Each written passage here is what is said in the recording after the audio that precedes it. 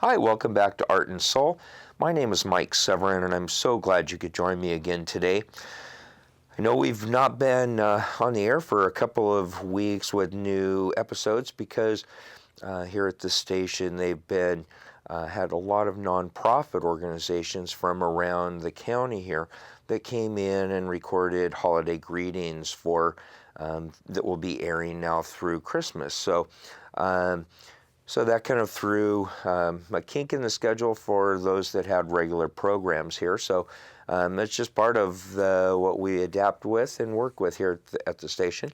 So we're going to have another little bit. Today is December 1st that we're actually recording this episode, and we've got some more issues with the station closed here in a few weeks. So rather than starting a new painting today, there was a couple of things that came to mind that I thought were appropriate and needed to be said. So I thought I'm going to take the opportunity today to do that. I'm going to do just a little bit of, for it being there's so much going on with the presidential elections that just happened. I'm going to do a State of the Union address from an artist's perspective. So a little different maybe. Hopefully some of the things that I say today will maybe resonate with your own spirit. And throughout history, art has always been a way for people to express outwardly what they were feeling internally. It goes back, we've got things that have been etched onto in stone in caves from back in prehistoric times, and all the way through history, people have expressed themselves even before there was written word. They were expressing themselves through art, expressing either maybe a hunt that they had been on, or something that they had seen, or a spiritual experience that they had had. They expressed that through art. And it has continued on through the ages. We have stuff that happened, during the Egyptian times, where we've got all these recordings of things that were painted on the walls. And all the way through time, even up into more modern times where you had, even before that, I suppose, you had Michelangelo and Leonardo da Vinci. They expressed things that were in their mind and in their heart. Michelangelo, as a prime example, was commissioned, as everyone knows, to do these beautiful murals for the Catholic Church. But even in spite of having that commission, he had issues with the church. And so in his own way, he put his little 2 cents worth in some of the paintings. And if you've never really looked into any of that or heard some of the stories there, it's a really fascinating and I think very interesting perspective from an artist point of view. He basically, even though the church was paying him for those commissioned for those murals, he was basically snubbing the church by some of the images that he painted. And continued on, and Norman Rockwell for years and years and years did the cover of what was the name of the magazine that he did? But Saturday Night Post. And there were depictions about daily life and the political climate of things that were happening at the time. And it's progressed clear up into modern times, even into today. And that's part of what I wanted to talk about today, is what I have seen happening over the last 10 years and in the last 5 or even in the last 2 years, and especially here in the last year, and especially right now as we're speaking, the way that the art has evolved and changed into what it is today. Most of the paintings that I do, like the two that are on this, that are part of the screen today. The one of behind me on my shoulder here, of this pink Cadillac, with a couple sitting in it looking at the moon and in the mountain. And then the one off to my left of this big sky painting, which I did part of this on the show here a few weeks ago, of the cowboys that are sitting there on their horses looking out into the vastness of the prairie. Most of what I paint tries to evoke some sort of a memory, a thought, a feeling, something that might touch you in your spirit, touch you much deeper than on a visual level. And that's what art does. But the thing that I have seen, that right now in our society, there's so much anger, so much hate. There is so much that's going on since before the elections happened, but since the elections have happened and we now have a new president-elect. The anger that is in our society is being expressed in the artwork. I spend hours a day looking through different sites that I'm a part of, where artists are selling their artwork, and it's you can see the anger in the paintings, and we have created a world where the artists, rather than looking for positives, are looking for the negatives. They're looking for a way of expressing that pain that they're feeling, which is fine, and that's what art is about, is that expression of what's internally. But that saddens me in many ways, that the artists are the ones that are the free thinkers. They're the ones that are open to see things from a different perspective, maybe, than what the rest of the world does. That's what makes the creative person interesting to me. And they don't fit the societal standards and fit in the little box that society has put them in. So many schools across this country are eliminating art programs and music programs, things that would have a way for students and youth to express themselves. It has been stifled, been eliminated, and I truly believe that the powers that be, and I won't go into all of that, but I think the powers that be don't want society, they don't want people to have free thought and free thinking. They want to have people in a box. They want them to think and feel and act the way they want them to. And that's maybe sounds like a conspiracy theory, and I don't mean it to come across that way, but that feels like what's happening in our society. And that saddens me, because the people that are creative, the artists, whether no matter what area of art it is, those are the people that can make a difference, I believe, in the society and can make it a better place. I know that in my own small little ways, I try to do that. That's one of the reasons why I do this show, is try to encourage you as a viewer. Try to encourage people that I meet on the street. Try to encourage them and to lift their spirits up. There's so much negativity and so much anger that's going on, and they need a bright spot. We all need a bright spot in our life and in our day in order to be better people and to have a better world for our children to come.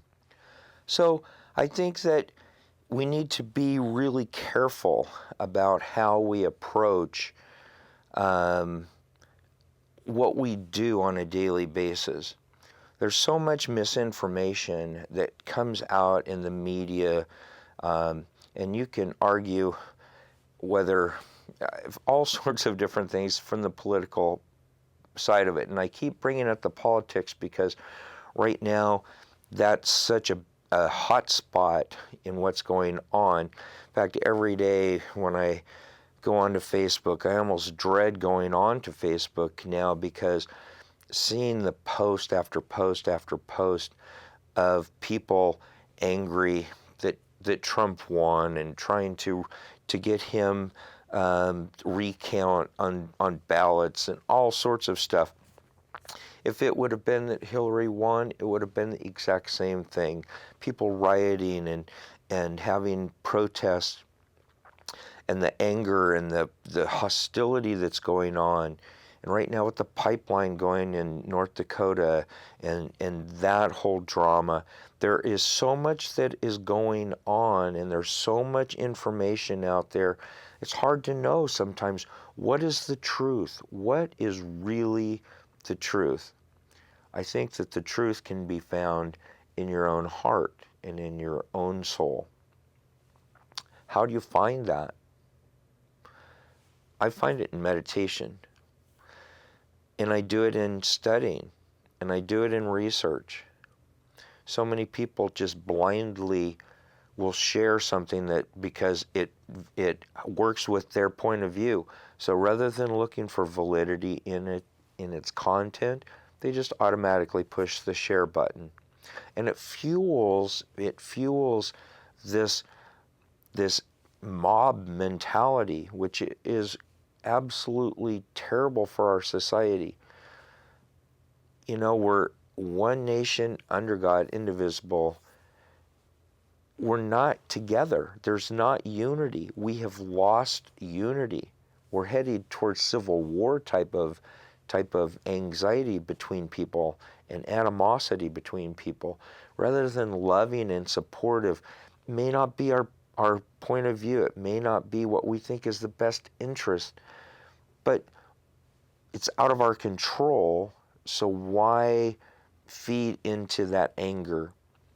A year ago to this very day, 61 years ago, Rosa Parks took a stand on a bus. She said, I am going to sit. I'm not going to give up my seat because of segregation. And because of her act of defiance, it wasn't a huge rally that went on. It wasn't conflict between the military and the police and those that were protesting. It was a single woman that said, I'm not going to move. It was peaceful. And I think we can learn a lot 61 years later from her example, that it doesn't mean we have to have this destruction of property and just it just makes me hurt in my soul when I see people in how they are responding to what's going on around them.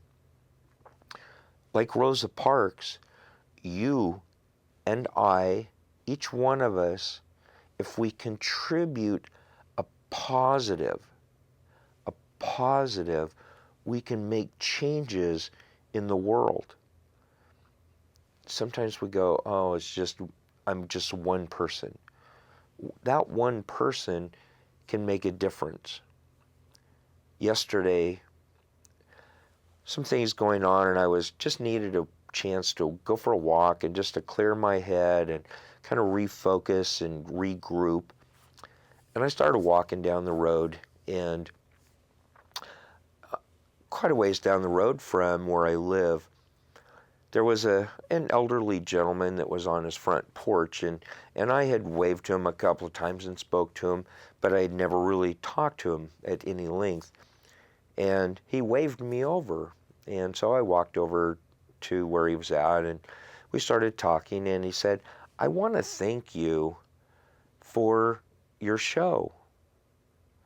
I didn't even know his name. I had never talked to him about the show. How he found out that I had a show or that I was an artist, I don't know. But he knew. He said, I watch it every week. He said, I look forward to it. He said, it makes me feel good, makes me feel better about the world. that touched me because sometimes, in fact, yesterday when he was telling me that was at a low time where I was questioning the show. I was questioning my choices of working as an artist. I'm wondering, why am I doing this? And God, the universe, however you want to call it, spoke to me through that gentleman. He's been watching this show, and it's touched him. So sometimes you may think that, man, there's nothing I'm going to do that's going to make a positive contribution towards making this world a better place. But you can, and you do on a regular basis. Sometimes we just don't always get that feedback. I will continue to keep doing this show as long as I can, and I'm going to continue to paint the pictures that I do because I want to touch people.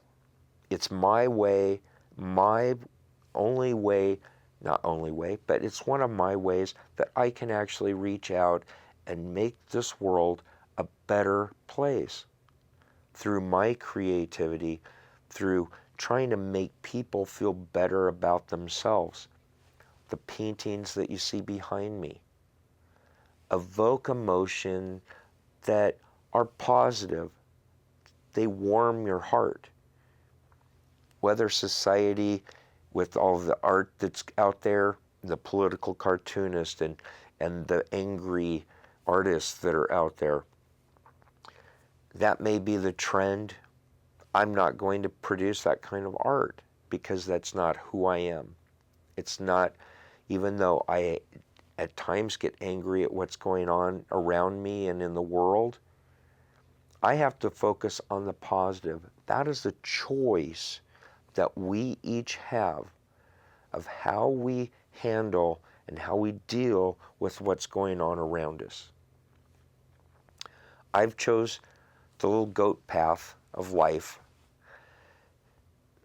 A lot of other people are on the freeway.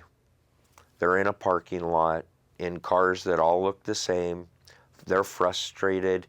They've got anxiety because they're on their way back and forth to work.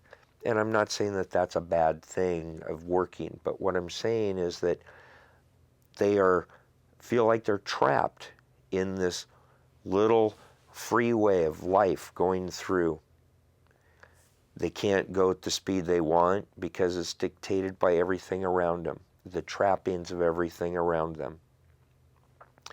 I've chose to take the path that sometimes is rocky, sometimes big precipices of caverns beside me as I'm going across the edge of a cliff. I don't care.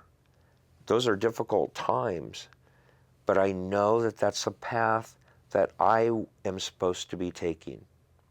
I did the regular work situation, had all the trappings of life.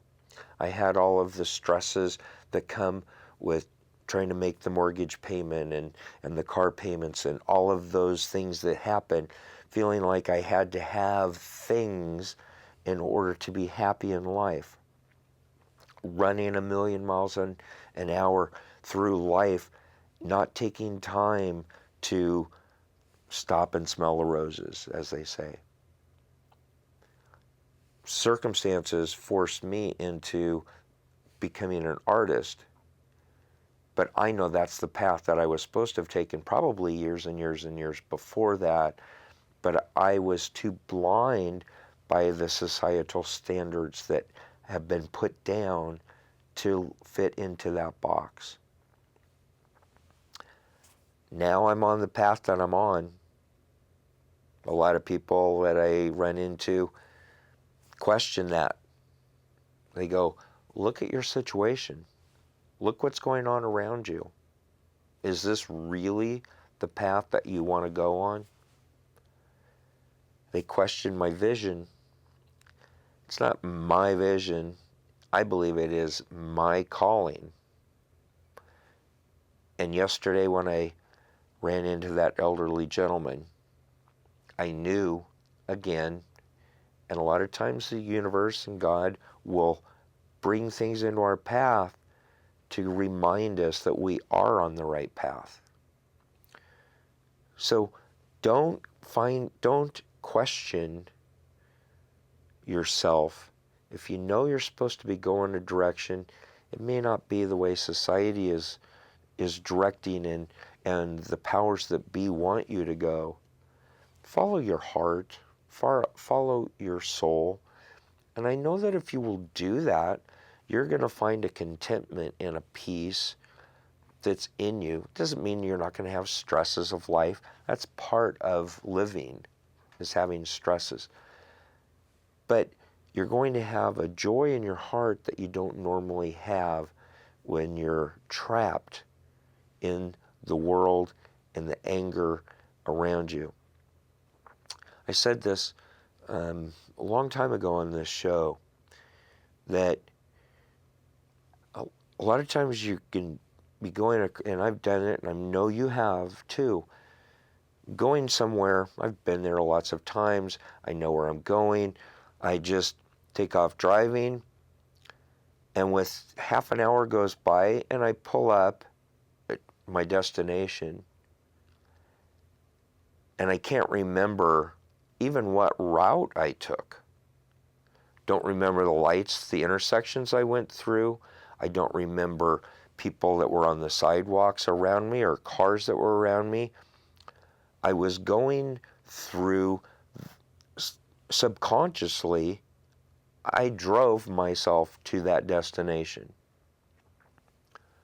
I think that happens in our lives if we're not aware of it and we don't stop it from happening. I think the same thing happens with our lives. We go through it. Yes, we get to our destination, but everything is a blur along the way. And have we really enjoyed the journey to get there? I think not for most people. So be present with what's happening right now around you and in your life. Listen to your heart, listen to your soul. Express that in however manner works for you. Maybe music, maybe art, lots and lots of ways that you can express yourself, even in writing, whatever it might be. But find that area that you can express yourself and express it in a positive way so that the people around you can see joy, see peace, and see that there is a way of looking at this world through love. The world is never going to change until people like you and I take a positive stand to make a difference in our world. That's a daily commitment. It's a political statement. It is a personal statement, and in many ways is our own emotional protest. I am not going to allow this that's going on around me affect and rob and steal my spirit, my joy, the love that I know needs to be expressed. I appreciate this opportunity that I get to have to come into your home, to share with you. I love hearing the feedback from you. It makes me happy when I open up an email from you or get a message on Facebook. It makes me really happy when I see that. It lets me know that you're watching and that I'm touching you in some way, some small way. That means a lot to me.